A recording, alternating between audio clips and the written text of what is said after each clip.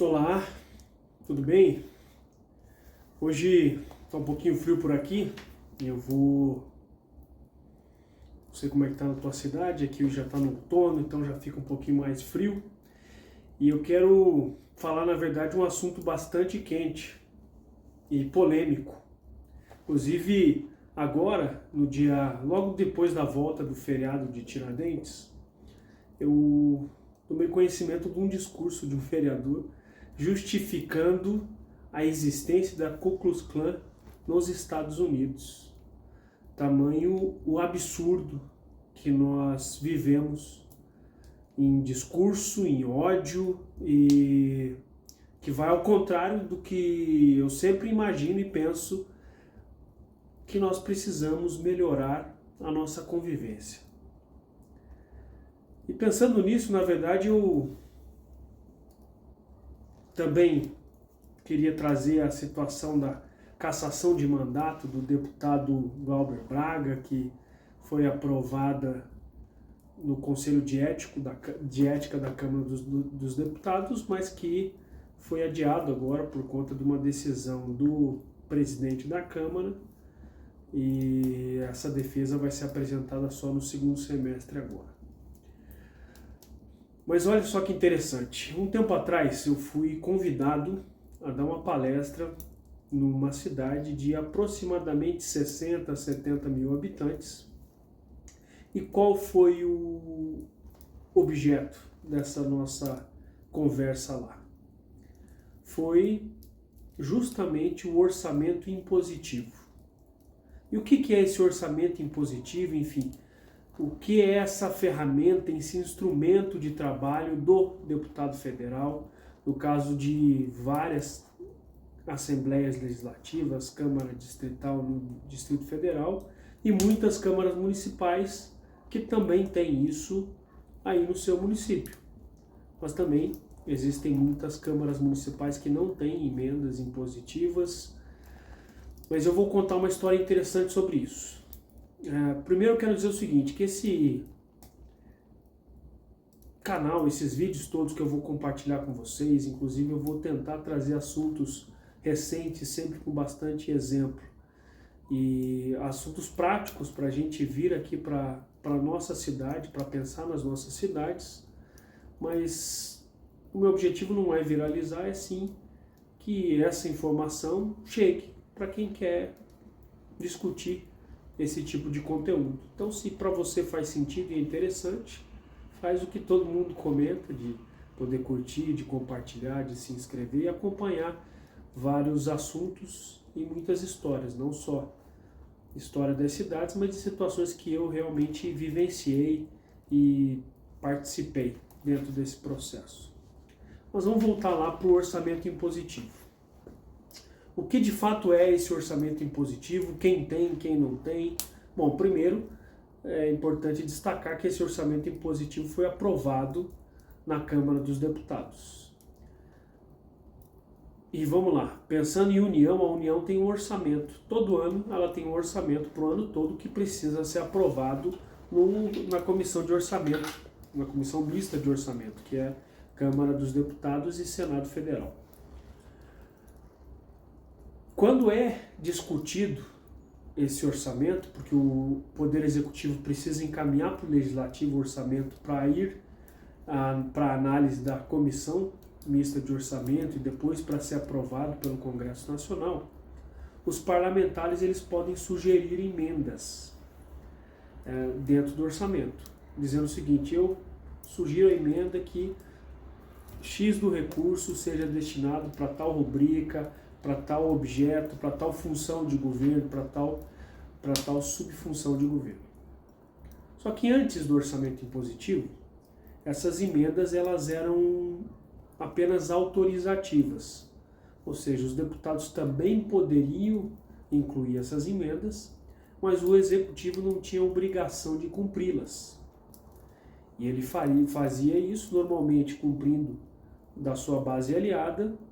E no caso da oposição, ou de quem não fazia parte da base aliada, o governo federal usava isso como moeda de troca. na necessidade de aprovação de algum projeto específico, ele cumpria a emenda X do deputado de oposição, em troca ele votava a favor do projeto Y, que era importante para o governo. Bom, dito isso, é importante então a gente destacar que eles já poderiam fazer isso. Só que não era obrigado que o governo federal cumprisse, então ele usava como moeda de troca.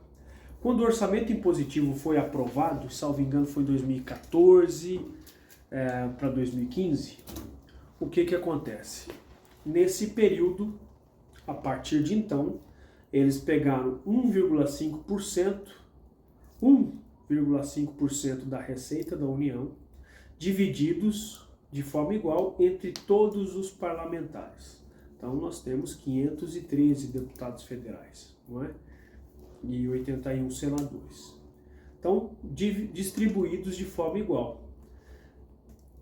O que eles acordaram na época é que pela demanda, e na época era a presidente Dilma Rousseff, que estava como chefe do Poder Executivo, como havia uma necessidade, uma demanda grande para a saúde, ficou acordado que de todas essas emendas impositivas, 50% necessariamente seriam indicações para a área da saúde.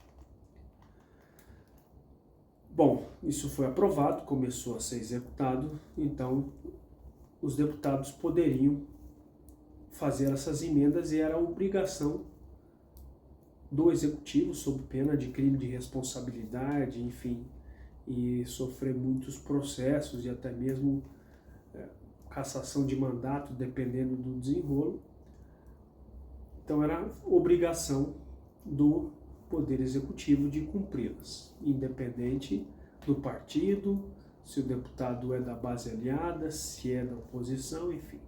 Então isso, na época, foi um marco muito importante para o Poder Legislativo, para poder dar mais autonomia e força para o Poder Legislativo como instituição. Mas olha só que interessante. Na Câmara dos Deputados, a gente sabe que eles entenderam muito bem a força que eles têm frente ao Executivo, que cada vez mais precisa negociar, precisa discutir para poder governar, para ter a famosa governabilidade, ou o termo utilizado pelo Sérgio Abranches lá em 88, que alcunhou esse nosso sistema de governo como um presidencialismo de coalizão. Então está cada vez mais pro Executivo Federal necessário essa inclinação para negociar sobre muitos assuntos, sob pena de não conseguir ter essa governabilidade. Mas isso não é da mesma forma nos municípios, nos estados e também no Distrito Federal, porque a grande maioria dos municípios não entendeu a força do Poder Legislativo. E infelizmente, como eu já disse em outro momento, em outro vídeo, inclusive você pode procurar, acompanhar aí no canal, infelizmente, com essa crise de representatividade que nós temos, por não reconhecer resultado no trabalho dos nossos políticos, o que eu vejo é que cada vez mais o Poder Legislativo é necessário para que o Executivo governe, ou seja, para dar governabilidade para o governo, seja ele municipal, estadual ou federal. Só que à medida que ele se aproxima do Poder Executivo, ele necessariamente está se distanciando do cidadão. E isso acaba também colaborando para que a gente continue com essa percepção de não se sentir parte do processo político, de não reconhecer muito resultado no trabalho dos agentes políticos e também de que eles não nos representam. Bom, uma história interessante é que aconteceu num município que eu ia comentar, de 70 mil habitantes mais ou menos, onde eu fui convidado para poder discursar a respeito da importância do Poder Legislativo local de aprovar as emendas impositivas na lei orgânica, porque no caso do Poder Legislativo Estadual ou até mesmo do Poder Legislativo Municipal ter interesse em regulamentar na lei orgânica, tem até os bichos aqui no mato, de regulamentar na lei orgânica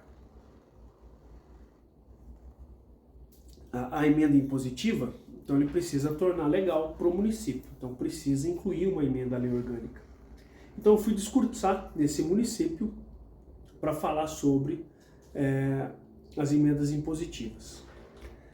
Interessante que, por óbvio, o prefeito nunca é interessante para o prefeito que essas emendas impositivas sejam aprovadas, porque ele precisa